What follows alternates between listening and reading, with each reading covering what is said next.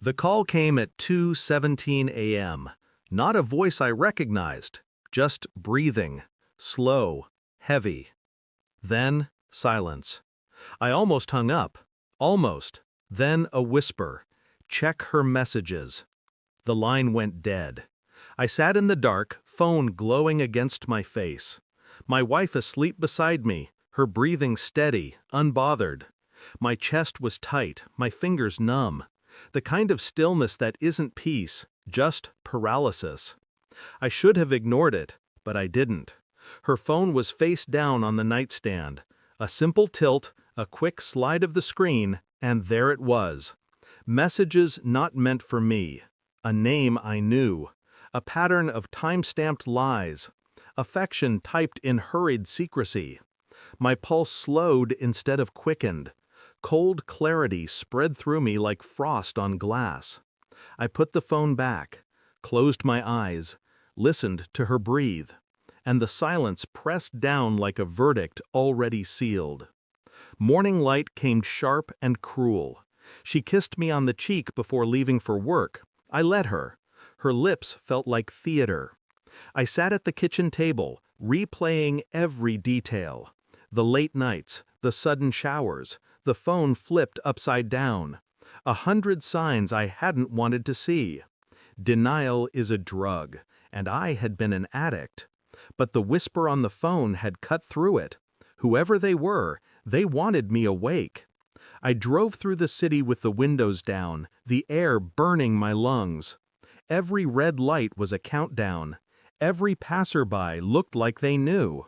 I thought about her smile, how many times it had been borrowed, repurposed, rehearsed for someone else.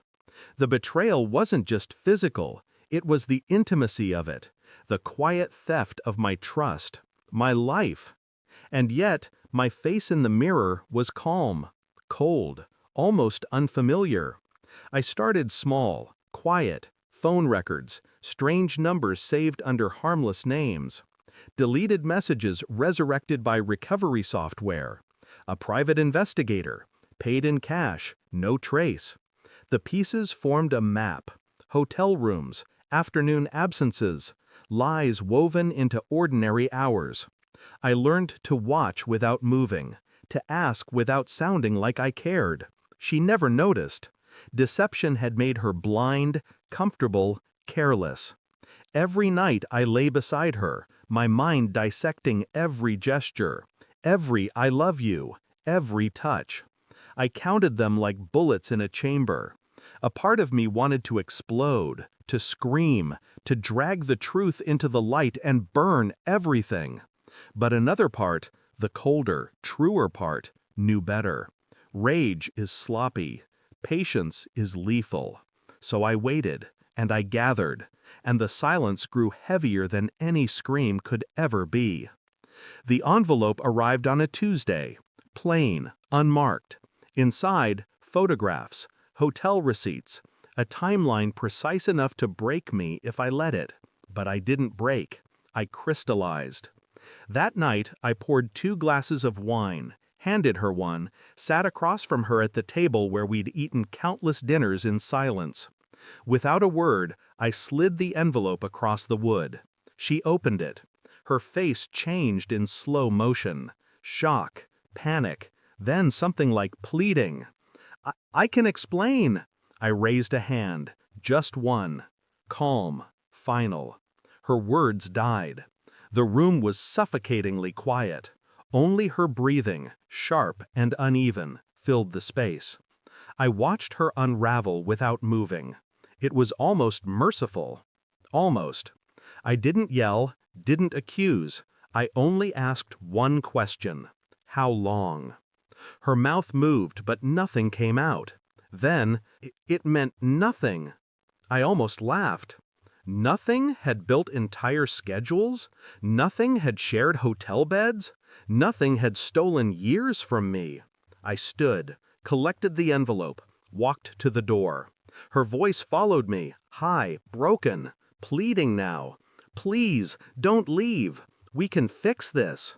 I turned once, looked at her, really looked, and I saw not a wife, not a partner, just a stranger in the ruins of my life. My silence was the blade, her collapse the wound. The night air outside was colder than I expected. I walked without direction, without urgency. My chest felt hollow, but not heavy. Empty spaces are easier to carry. I realized then that betrayal doesn't destroy you. It carves you open, leaves you raw, exposed, and in that rawness, you see truth. I hadn't lost her. She was never really mine. What I lost was the illusion, and illusions are better buried. I lit a cigarette, though I hadn't smoked in years. The first drag burned, but it felt honest. Behind me, a house full of lies. Ahead, nothing. Nothing was better, because nothing was mine. Thanks for watching. Don't forget to like, share, and comment. Subscribe now to Cheating Stories Insight World for more amazing stories.